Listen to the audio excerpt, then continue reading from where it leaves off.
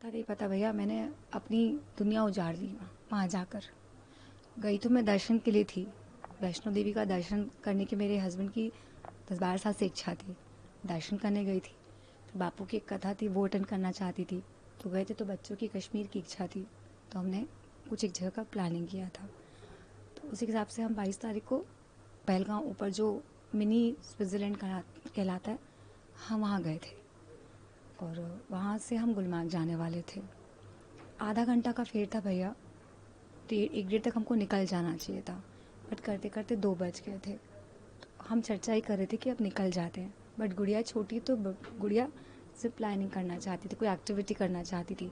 करते करते समय बीत गया, थोड़ा हौच पौच हो गया, तो इस चक्कर में हम सब अलग अलग हुए। बेटा कहीं था, बेटी और हस्बैंड एक जगह थे। मेरे को वॉशरूम जाना था, तो मैं वॉशरूम चली गई। तो जब मैं वॉशरूम में घुसी, उसके बाद मुझे वो फायरिंग की आवाज़ आई। तो पता चला आतंकवादियों का हमला हो गया है।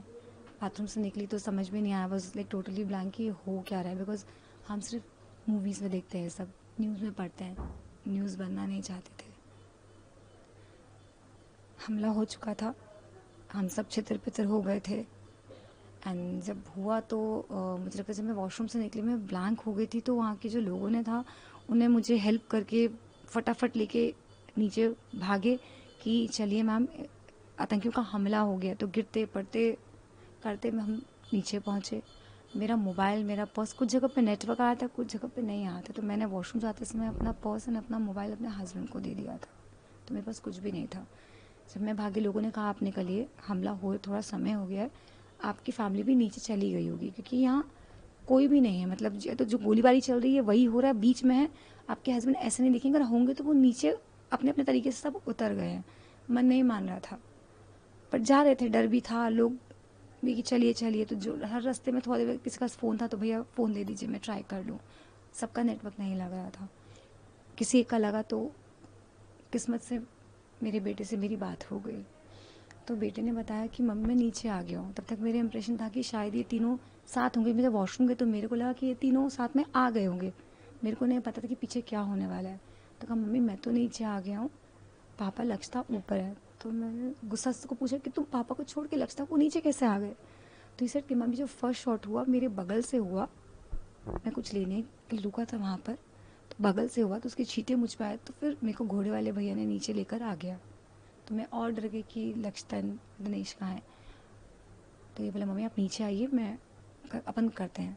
तो हमारे जो ड्राइवर साहब थे वो बहुत हेल्पफुल थे, तो इन्होंने मुझे ड्राइवर को हैंड ओवर किया। एंड फिर ये गए कि मतलब मैं वापस उसको देखता हूँ, ऊपर जाता हूँ, कैसे भी करता हूँ। फिर कुछ समय बाद कुछ करते करते 3-4 बजे मुझे मेरी मेरी बेटी से बात हुई। बेटी मुझे मिली हॉस्पिटल के बाहर, पहलगांव जो हॉस्पिटल है वहाँ कुछ घायलों को लाया गया था। तो लगा शायद मेरी बच्ची नीचे आई होगी, या घायल की उम्मीद तो नहीं थी, लेकिन लगा एक बार राउंड मार लिया जाए।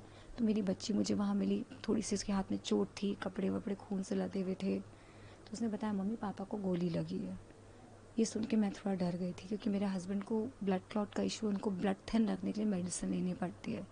तो अगर उनको कहीं चोट लग जाएगी तो उनका ब्लड स्टॉप नहीं होता। बट डर तो गए थे, तो सारे हॉस्पिटल में चेक किया, दिनेश नहीं थे। तब मैंने मेरी फैमिली को कॉल किया, मेरे इन लॉज को कॉल किया हेल्प के लिए, क्योंकि लगा कि शॉर्ट हुए हैं मतलब तो बड़ी चीज़ हो गई।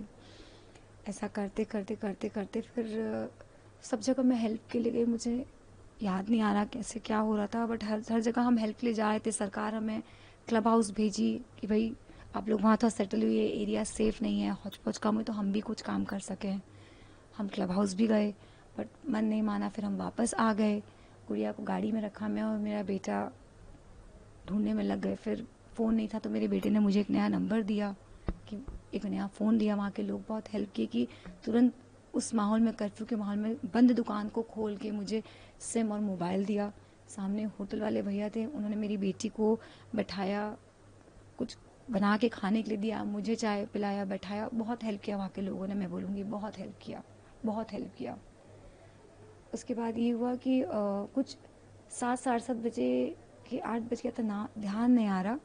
कुछ लोग नीचे आए, उनसे पूछा तो उन्होंने बोला कि आखिरी ग्रुप ऑफ पीपल नीचे आए हैं, आप उनमें चेक कर सकते हो। तो कुछ अंदर से ऐसा लगा कि पता नहीं अब ये भी देखें कि शायद इसमें दिनेश हो, बट 7:30 8 बजे तो उनकी बातों से लगा कि शायद अब दिनेश नहीं है वो। तो मैंने पूछा भी शायद आप इंसान मतलब लाए हैं, बॉडी लाए हैं, क्या लाए, आप मुझे बताएंगे तो मुझे समझ में आएगा। तो उन्होंने बोला हम कुछ भी नहीं बता सकते। फिर थोड़ी देर बाद कहीं से खबर आई, मेरे बेटे के का कॉल आया नए नंबर पे कि मम्मी आप एक बार आइए।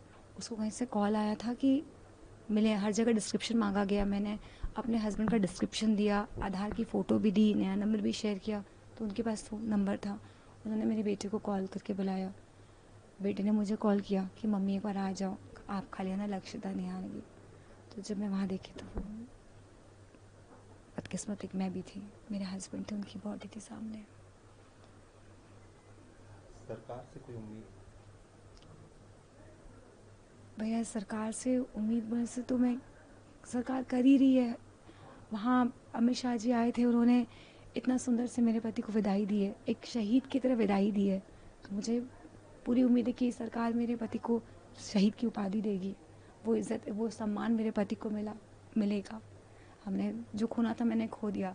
आज यहाँ जब मैं आई तो मुझे बहुत अच्छे से वेलकम किया। सारे मिनिस्टर्स हैं छत्तीसगढ़ के, हो पहलगांव के, हो उड़ीसा के, हो कहाँ के नहीं आए, कहाँ के कलेक्टर, डिप्टी कलेक्टर, कर्नल, कहाँ के किसका कॉल नहीं आया। Every one is very helpful, very kind and helping. तो हमारी सरकार क्यों चूकेगी? मेरे पति को ज़रूर शहीद की उपाधि मिलेगी, यही उम्मीद है।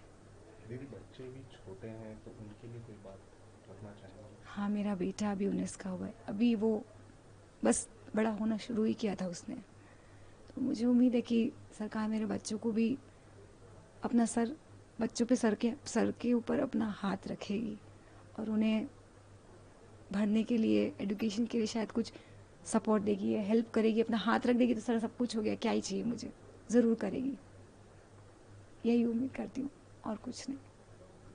उम्मीद नहीं, मुझे भरोसा है, मुझे भरोसा है। परिवार है वो मेरा, आज मैं उनकी बेटी हूँ तो मेरा परिवार है, तो मुझे ज़रूर मदद करेंगे भैया, और कुछ नहीं है मेरी उम्मीद उनसे।